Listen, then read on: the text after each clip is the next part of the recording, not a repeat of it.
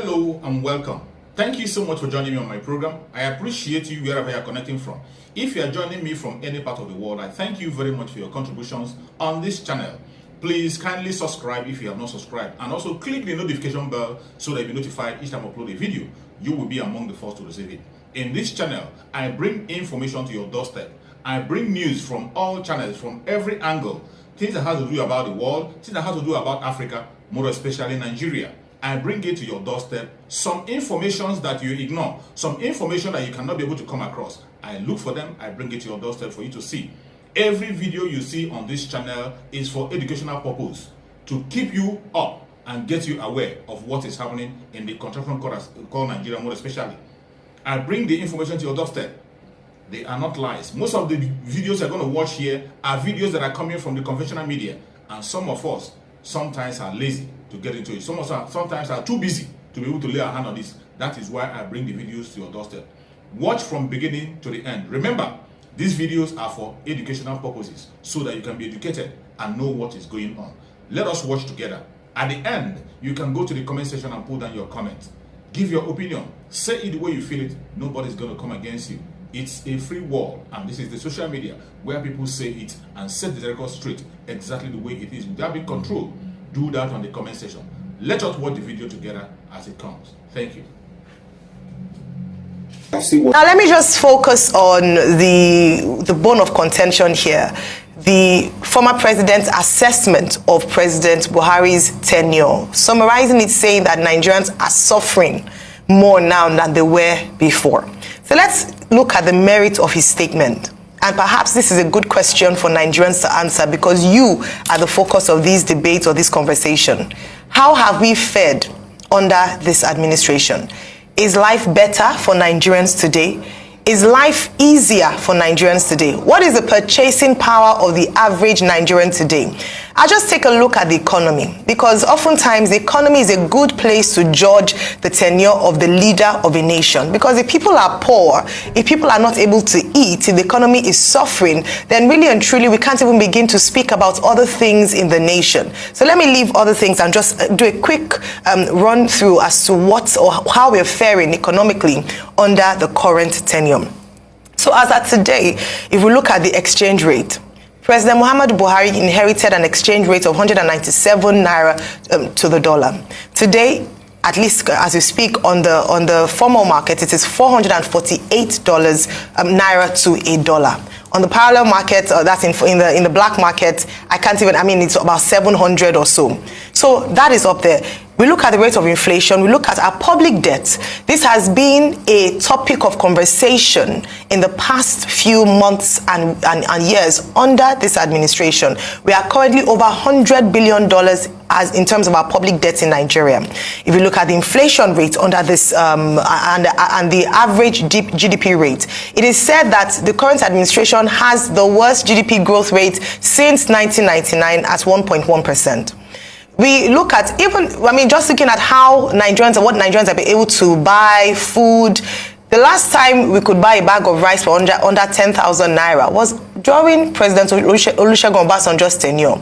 So it's quite difficult to not give merit to what he said as to the reality of the conditions of Nigerians, except perhaps leadership is disconnected from the average Nigerian, or perhaps leadership is disconnected from the realities of what we face in Nigeria. And so perhaps we shouldn't say jealousy, because if you compare the state of the economy under President Olusegun Obasanjo and now under President Muhammadu Buhari, the person who should be jealous really should be President Muhammadu Buhari in terms of how well he handled the economy compared to what they've done now. And moving on to Governor Nyesom Wike of Rivers State and his statement. Someone said earlier on that he has become a public commentator. So he's now commenting on many things. I'll leave what he said, because I'm sure that Dr. Anrufai will speak to that, and just focus on something, perhaps a silent message in all his speaking.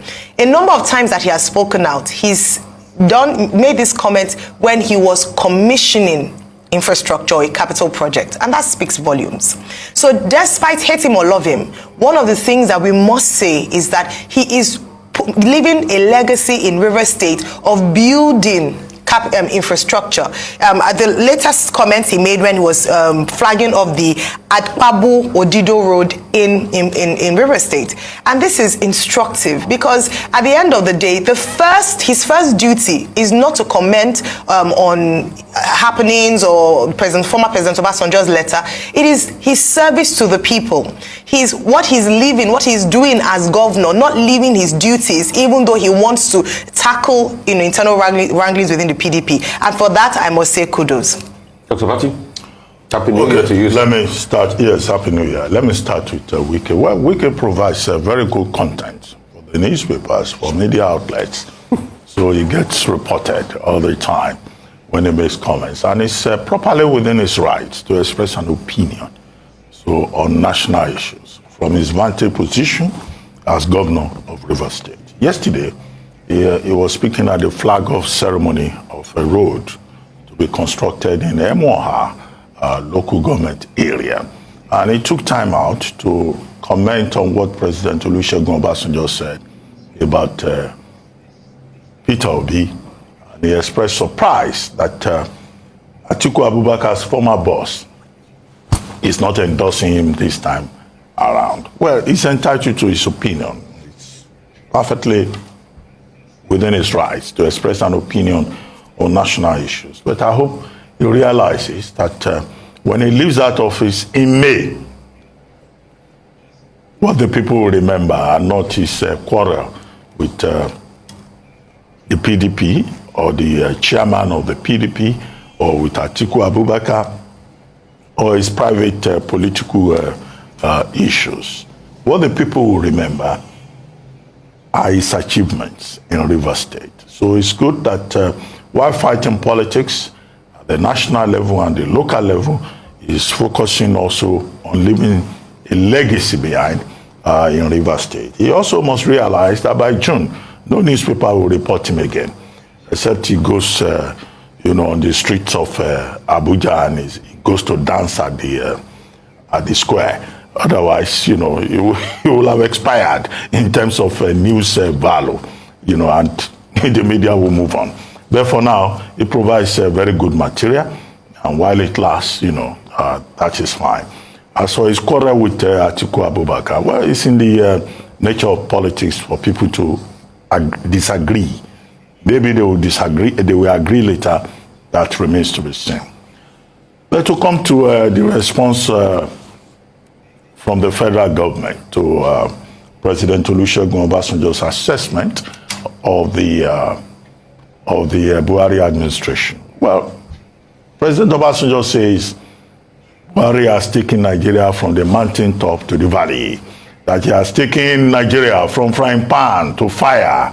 In other words, he's not, impressed by President Buhari's performance. The same President Buhari that he endorsed in 2015 when he condemned the Jonathan administration. Now, 8 years down the line, the same President Obasanjo says Buhari is not good enough, and he thinks someone else has an edge, for the future. Well, I'm sure that a man who has acquired a reputation as a letterman would not expect, under any circumstance, that if he writes a letter to Nigerians, he will not get responses. You can see the statement that he put out there about the 2023 presidential election has generated quite a number of reactions, including Professor Bolaji Akeyemi saying that, in fact, Obasanjo is part of the foundation of the problems of Nigeria. That was one reaction. You've seen Wike in Rivers reacting. The PDP has reacted. The APC has also reacted. But the missing link in what I would say is not the surprising response from Garuba Shehu and the presidency is that, look, I expected that Garuba Shehu will have used the opportunity of that rejoinder to President Olusegun Obasanjo to debunk the allegation that Buhari has taken Nigerians from frying pan to fire. And all he needed to do, as the administration continues to wind down, having just 22 weeks, or maybe he will do a follow-up piece on this, or maybe Femi Adesina will do it, is to just outline for public consumption how the Buhari administration has moved the country forward. And I'm sure they have material, in-house that they can put together and say, well, you are wrong. These are the alternative facts. Buhari has done this in terms of legal reform. Buhari has made progress with Second Niger Bridge. Buhari has built this infrastructure. Buhari, and then maybe you compare it with what you imagine or assume that Obasanjo did in his own time. But to write a piece and say Obasanjo is morally dirty, Obasanjo violated Nigerian democracy, Obasanjo is just jealous, his statement is about selfishness. No, whoever wrote that piece, well, I hope Garuba Shehu wrote it himself, was not paying enough attention, because this will have been a robust opportunity to document what to consider the achievements of the administration. And Garuba Shehu in that statement was saying, oh, hell for Obasanjo means he cannot dictate to whoever is president. Well, I'm sure that President Obasanjo himself will be thoroughly amused, because I'm sure he didn't expect that he would put out a letter like that, a statement like that, and not expect reactions.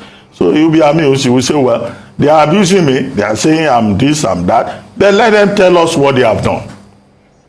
So I think the response from the presidency is a missed opportunity, and I recommend a follow-up statement which will say, well, President Buhari did not impose hell on earth on Nigerians. These are the things that he has done.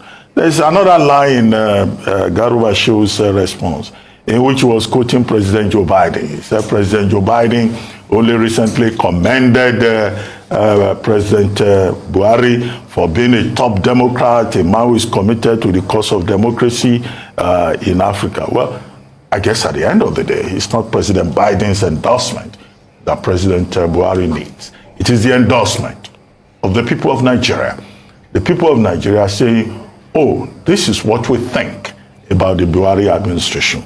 But, with the achievement about democracy that Garuba Shehu quoted in that response to President Obasanjo, President Buhari has an opportunity in February, March, to prove that indeed he has earned that commendation from President Joe Biden by giving Nigerians a smooth, credible, fair electoral process in February and March, and ensure a smooth transition. As to the assessment of his administration, I'm sure next year, the year after, 5 years down the line, we'll still be on that subject, no doubt. Yes, Dr. Abati, legacy is what you make it. I think it's also Ralph Waldo Emerson that said, what you do speaks so loud I can't hear what you say. So let's look at what the Buhari administration have done. We've not seen it. Yeah, they say they did infrastructure. Or should we start shooting at the infrastructure? The airport terminal, $100 million of our money used to build. Structural defect can be used over 6 months now. Do you know that's our hard-earned money that we have to pay back in debt? Go to dmo.gov.ng, mounting debts. Ways and means. We don't even know what they did with ways and means. That's the funny part.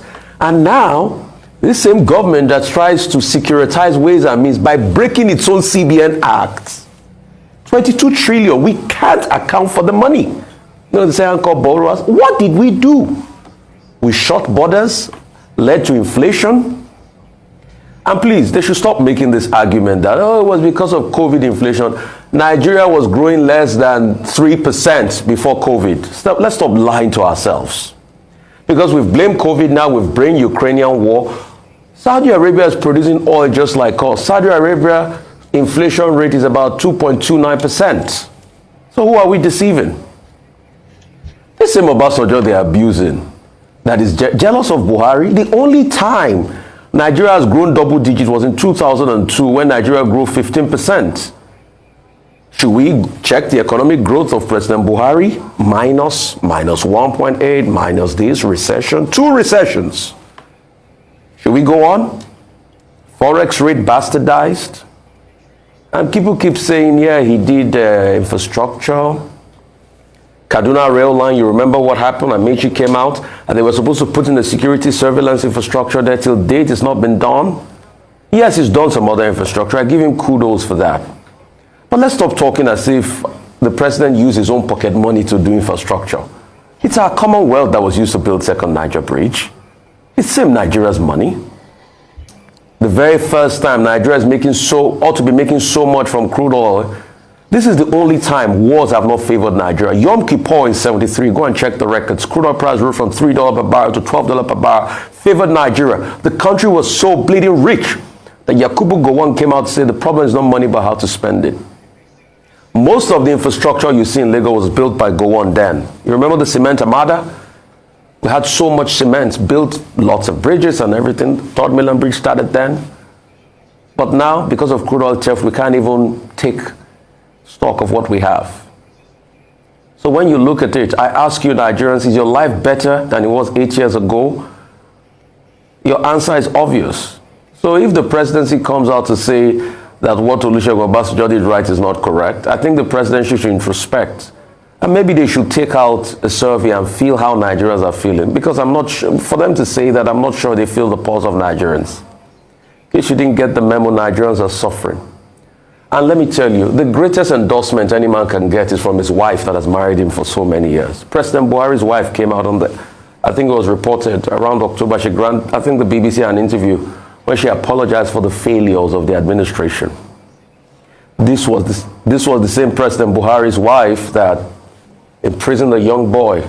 You know, we can go on and on. And for Mr. Wike, he's just playing politics. It tilts in his favor today.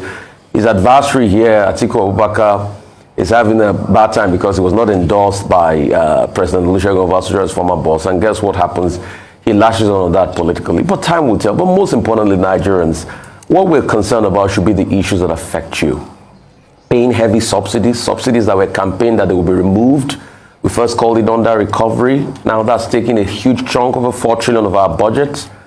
Despite subsidies, we are still buying fuel at over 236 naira. Where should we start from? We just want things to work for the country. Thank you so much for watching. I hope you have been educated with this video. I hope you have learned something from the video you just watched. Please go to the comment section and put down your comments. Whatever you think about the video you have watched, or anything you have learned that you wanted to share together, go to the comment section and keep yourself busy. It's a free place where people share their opinion. And please, if you have not subscribed to this channel, kindly subscribe to the channel. Click the notification bell so that you'll be notified each time a video comes out. And also, share the video to your family and friends. Share it to all platforms so that people can get aware of what is happening in the world, mainly in the contraption called Nigeria. We have to keep people on their toe, keep people informed on what is going on. That is exactly what we are doing. Every video you are watching in this channel is for the purpose of education and nothing more. Thank you so much for watching and remember, bye-bye. See you again.